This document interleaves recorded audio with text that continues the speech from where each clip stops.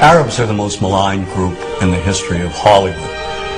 They're portrayed basically as subhumans, Untermenschen, a term used by Nazis to vilify gypsies and Jews. These images have been with us for more than a century.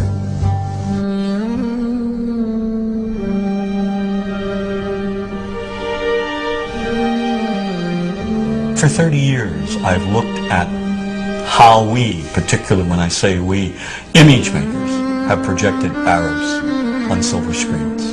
In my latest book, Real Bad Arabs, How Hollywood Vilifies a People, I looked at more than 1,000 films. Films ranging from the earliest, most obscure days of Hollywood to today's biggest blockbuster. And what I tried to do is to make visible what too many of us seem not to see.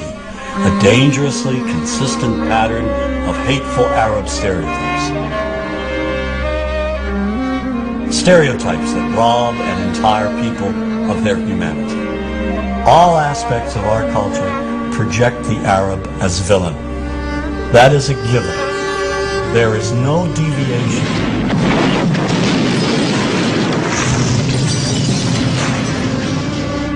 We have taken a few structured images and repeated them over and over again. You are hostages of the Holy Freedom Party. Whether one lives in Paducah, Kentucky or Wood River, Illinois, we know basically the same thing. Listen to the sound of our God. We know the mythology. The mythology, namely Hollywood's images of Arabs.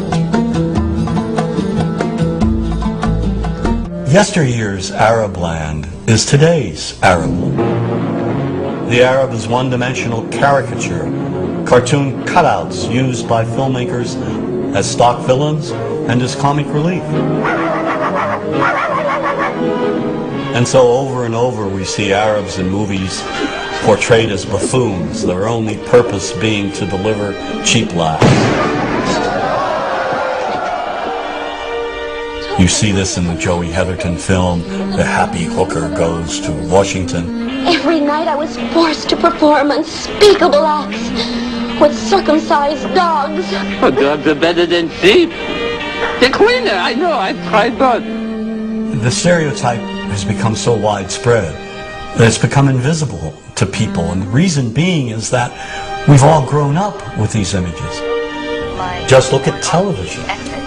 We now have TV shows telling us that, in addition to the Arab terrorists over there, American Arabs over here are also terrorists. Then there's Showtime's Sleeper Cell. Here a sinister network of Islamic groups operates on American street corners.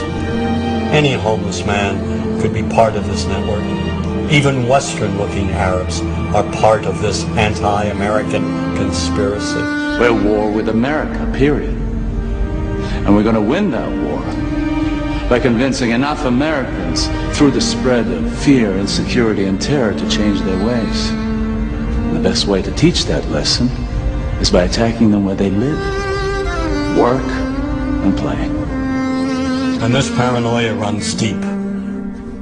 So when innocent Arabs are killed, when they're bombed, maimed, wounded, when they're tortured in places like Abu Ghraib, is it really any surprise that we don't feel any compassion?